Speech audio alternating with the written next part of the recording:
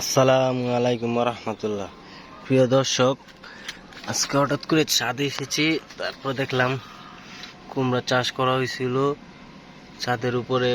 দেখেন আলহামদুলিল্লাহ অনেকগুলো কুমড়ো হয়েছে। ওই যে এখানে, এই যে এদিক দিয়া, আরো এই যে এটা মনে হয় মরে গেছে।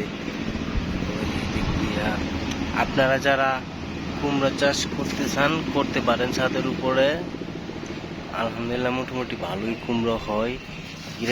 আবার এদিক দিয়া মূলা গাছ লাগাইছিলাম। দেখেন উন্দুরে এগুলা খাইটা কি করছে, বিনাশ আমার অর্ধেক নষ্ট করে লাইছে উন্দুরে খাইটা। যে এখানে আদা আদা লাগাইছিলাম, এখানেও মূলার বিচি পালাইছিলাম, কাইটালছে সপ্তাহ। যে ধানের ছাড়া, ধানের বীজ থেকে ধানগুলো হয়েছে, অবশ্য তেমন ধান হয় নাই, সব চুষা।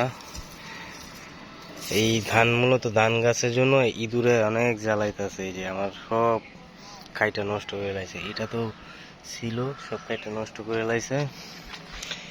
যাই হোক, একটা দিক ভালো লাগছে যে কুমড়াগুলো হচ্ছে, অনেক কুমড়ো হচ্ছে আলহামদুলিল্লাহ। এই যে দেখেন, এই যে দেখেন, এই যে দেখেন,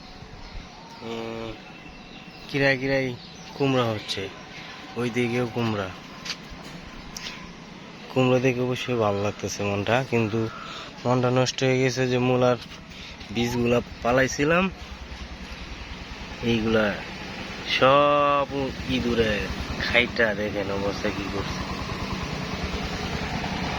আর ধান তো খালি যে এই জায়গায় কিছু ধান, আর ওইদিকে নতুন ছাড়তেছে, আর নতুন করে হইতেছে আলহামদুলিল্লাহ। আর এই যে আদা চারা, আপনারা আদা চাষ করতে পারেন, ভালোই আদায় হয়।